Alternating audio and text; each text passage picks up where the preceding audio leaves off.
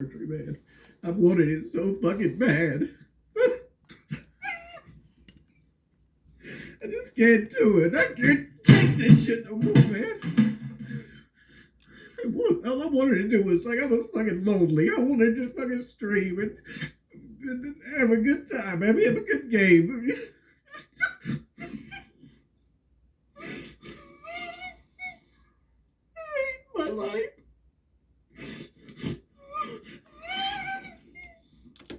What you have just seen is a freak out from a person who decided to base his entire life on the internet and put his destiny in the whims of people who are willing to donate and the algorithm, the ever-changing thing that will eventually shift out of your favor and leave you completely in the dust.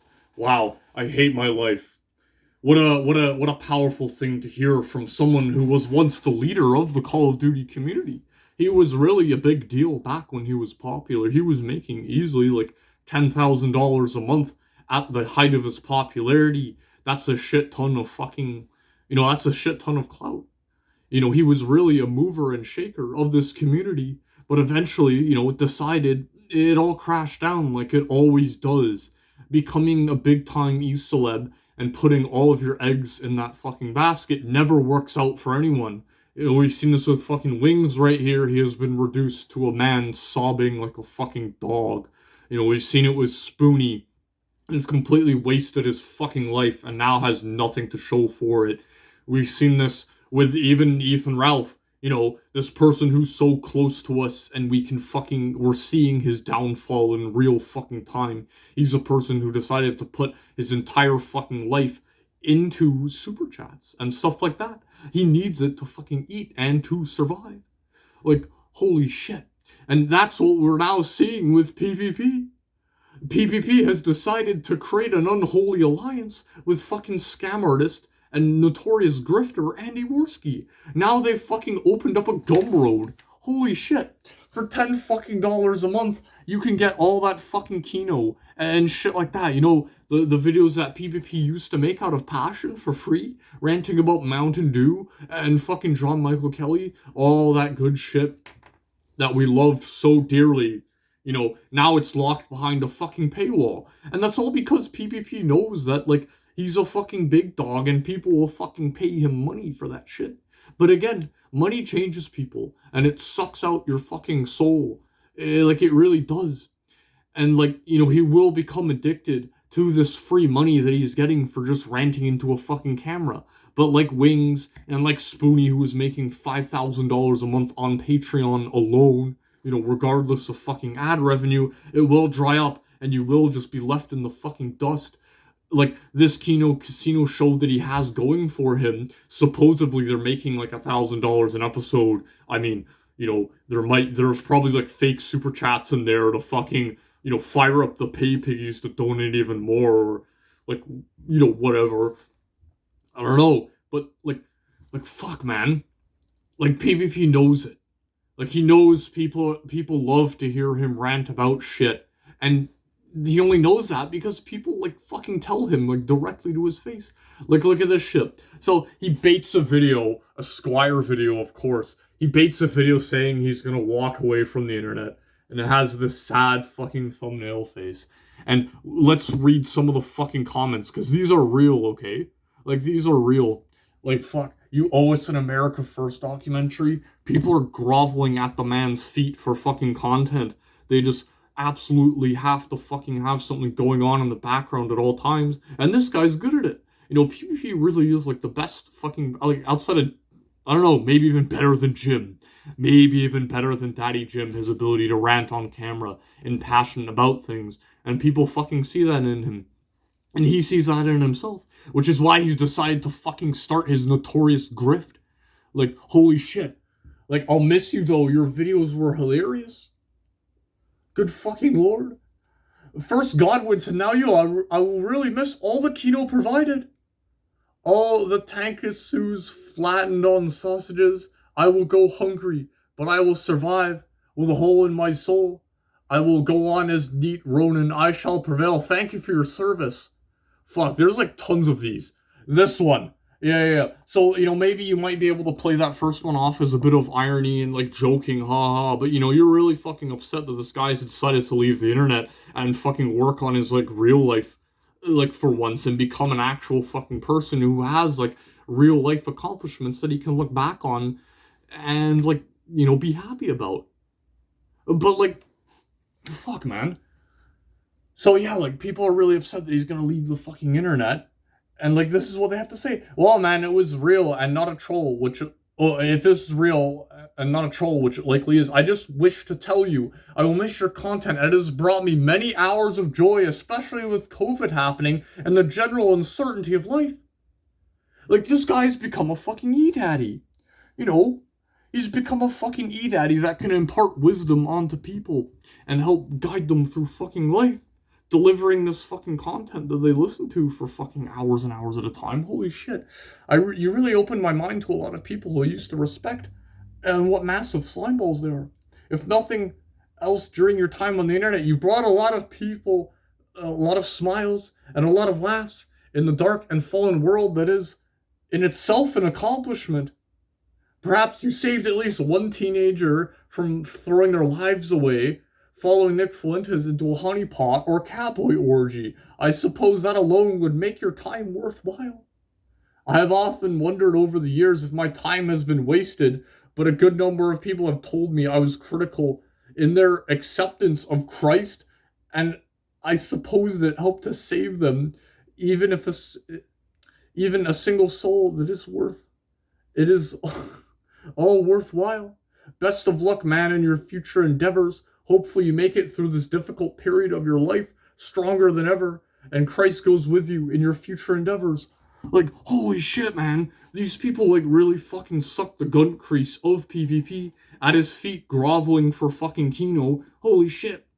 Like, he's created a total cult of personality that people fucking suck up to. He has his own lingo. There's, like, his own lore associated with him. And it all happened by accident, and it all happened of passion. And it really was just because he decided to put himself on camera and started fucking ranting about shit. But now he realizes that he can just grift off of that fucking attention. But it never fucking ends well. Like, fuck. Look at the people that Andy Worski collaborated with. Like, Kyler is now completely fucking irrelevant. He's been cast off to the wayside because he wasn't profitable to work with.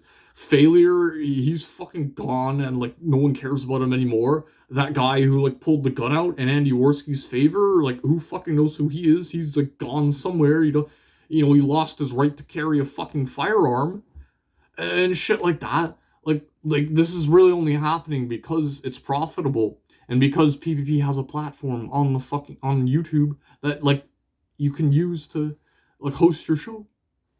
So fuck, man. This is like an unholy alliance here. And, like, fuck. Like, Ashton, you have a chance, bro. You have a chance to, like, leave the fucking internet and, like, do something with your life. But now you've noticed that you can just make money off of, like, retards who will fucking pay you to review anime videos $50 a pop, buddy. And, that type of fucking unwarranted... Well, it's not even unwarranted self-importance if people are actually paying you to do this. But this type of self-importance...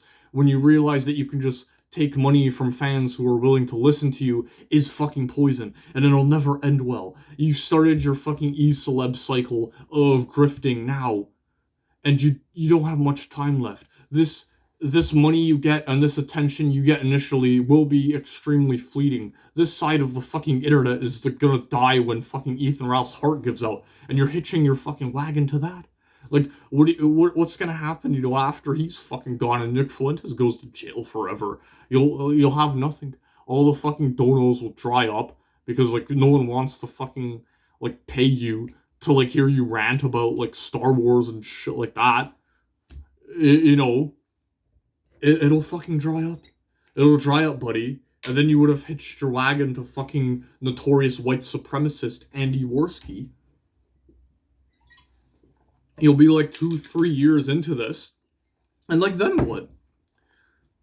Like, will your ego even allow you to get a normal fucking job going back to slinging water filters? Scam water filters after you were the fucking big dog on the internet? The provider of Kino? Making fucking hundreds of dollars, like a week? You know, you make fun of fucking Gator for making like $200 a month, but again, like donations are like fuck. You're making like $1,000 like a week at first doing this Kino Casino thing. You know, it'll fucking dry up. The hype that you gained for this show by faking your internet death, the death of your internet career will eventually die down. It'll never fucking, you can't coast off this forever. And I think he's just trying to fucking grift off of what little success he fucking gained from that. And it's quite cringe, to be honest. Again, I liked PPP initially. Well, you know, I still kind of like him. But again, like, now he's decided to, like, paywall the actual fucking content that people fucking like. You know, that Chagget video, that 5-hour fucking Chagget video. Well, you know, if something like that happens in the future, well, you're gonna have to pay $10 a fucking month to get that shit. You know what I mean? If you want to listen to him rant about fucking Call of Duty, Black Ops, Cold War, and like Mountain Dew and shit like that, well, too bad. That's $10 fucking a month now. And fuck, a lot of people will fucking do it. We have at least 16 fucking retards who are now like pledging like $10 a fucking month to listen to this guy rant and shit like that. And you know, that's fucking poison to your mentality. That's poison to your mentality. Now it's like, it's not only like the clout you fucking gain having people like watch your videos and suck up to you. Like, you need that now to pay your fucking bills and to feed yourself. Like, holy shit. Like, and I thought he would have been smarter. I thought PvP would have been so much smarter. And I guess he was. I guess he realized he could build up this cult of personality and grift off of it. And that's really what ended up happening, bro. It's pretty fucking sad. So what's in it for the future? What's PvP's future look like? Well, I suspect, like, he'll grift. Like, fuck, I really hope he doesn't go down the road of Andy Worski, because that would just be really sad. Andy Worski is about, like, 4 years old, and what does he really have to show for his life? He's done a show, he has no money to show. He's been on the internet for, like, 10 plus years now. He has absolutely no money to show for it, and he's just living with his father, sleeping on his fucking couch. And, you know, that'll be you, Ashton. That'll be fucking you. You know, those donos, that like boost, that surge you're getting, you're making about 20% more money than you would have slinging water filters. That'll fucking dry up until you're making a McDonald's salary, just like Ethan Ralph has. Ethan Ralph and Wings of Redemption were once at the top of their game making shit tons of money, but it fucking dried up, and then they were locked into that fucking position where all they could do was like make content and shit like that for money. And you know, that's what happens to fucking everyone on the internet. There's never been a fucking big time e-celeb who's had like a happy retirement and sailed off into the sunset. It just never fucking happens. You will like destroy your mind. You will destroy your mind. Your ego will never be able to like settle for anything less. And you will chase that dragon of clout. And you'll never fucking catch it again. You'll never like retain that original like success you had when you first started going and you were something new. And people were, like, interested in you. It just won't fucking happen.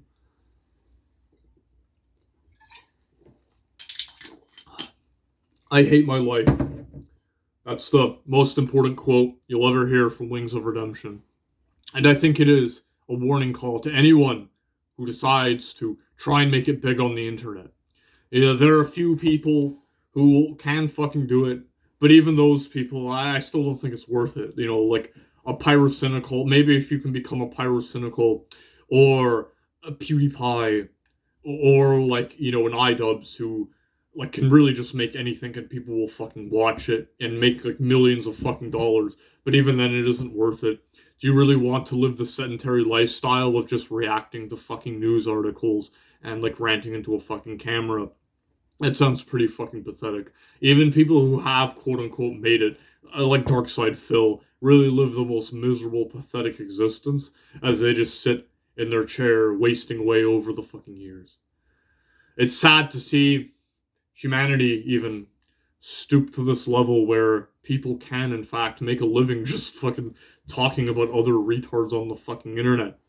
But you know, that's the way she goes. And I pray for fucking Ashton that he realizes that this is not, like, you don't want this to be your legacy as a human being. And it's sad.